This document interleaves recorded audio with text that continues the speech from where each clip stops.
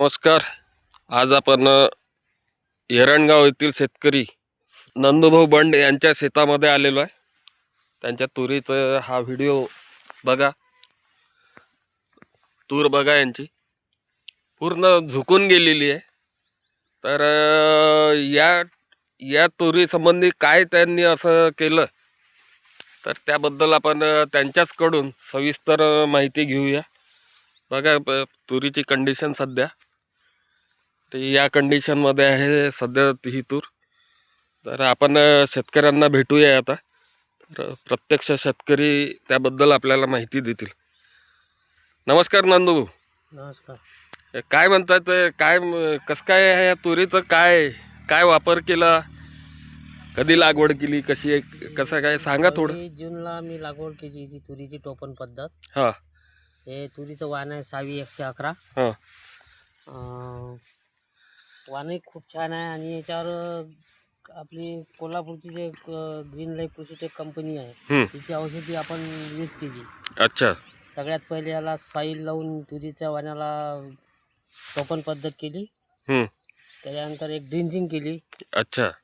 Drenching केल्यानंतर मग soybean निघाल्यानंतर याचं जे नियोजन होतं पाण्याचं वगैरे, औषधी कोणती स्प्रे करायची, तर NPK आपलं कृषीटेक कोल्हापूर कंपनीचं, हा ग्रीन लाईफ कृषीटेकचं NPK मारलं आणि फ्लोरा वगैरे, फायडर अडीने एक दिली. फायडर खूप छान औषध आहे. अच्छा.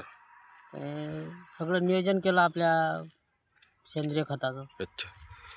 तर नंदूभाऊ, आपण हे औषधी कधीपासून वापरतायत?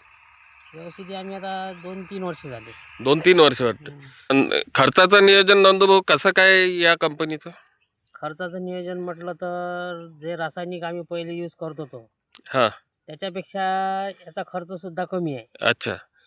आणि परत जे आपलं जे शेतीचं जे नुकसान होत होतं पहिले, म्हणजे गांडूळ खत नव्हतं होत, काही नाही. शेती म्हणजे चांगली राहते, उत्पन्न चांगलं मिळते या खता म्हणजे या कंपनीच्या औषधीपासून. अच्छा. रासायनिक म्हटलं तर ते खर्चही वाढते हो. आणि आपली शेती खराब होते. पण छान होतं असं ऐकलं तुमचं. हो. सोयाबीनला पण तुम्ही खत वापरले नाही? सोयाबीनला याला सगळ्याला मी ग्रीन लाईफ कृषीटेक कंपनीचंच औषध वापरतो. अच्छा. काय चना वगैरे घेतलाय का तुम्ही? चना आहे तिकडे, चना आहे. चना आहे. त्याच्यावर सुद्धा एक स्प्रे झाला आपल्या ग्रीन लाईफचा. अच्छा. त्याच्यावर सुद्धा खूप छान आहे. हां हां हां. त्यावर सुद्धा तुम्ही ग्रीन लाईफचंच वापरता.